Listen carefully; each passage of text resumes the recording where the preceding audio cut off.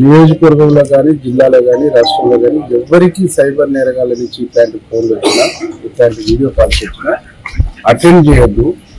అనుమానాస్పదమైనటువంటి call అయితే పోలీసులకు report చేయాలని చెప్పేసి నేను రిపోర్ట్ చేస్తాను.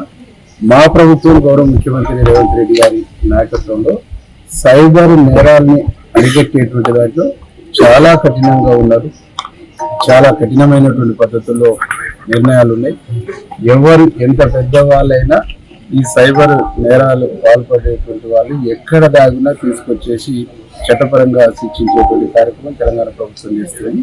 తెలంగాణ ప్రభుత్వం ఆ కార్యక్రమం చేయటమే కాకుండా అవేర్నెస్ తీసుకొచ్చి ఎడ్యుకేట్ చేసి చైతన్యం కల్పించి సైబర్ నేరాలకు సంబంధించినటువంటి ఎక్కడ ఉత్పన్నమైన స్వేచ్ఛగా పోలీసు వాళ్ళకి కంప్లైంట్ చేసేటువంటి ఒక చైతన్యాన్ని కూడా ప్రభుత్వం ఇస్తుంది. ఆ చైతన్యంతోనే నేను ఈరోజు కంప్లైంట్ చేసిన చెప్పేసి తర్వాత డబ్బులు డిమాండ్ చేయటం అనేటువంటిది జరిగింది.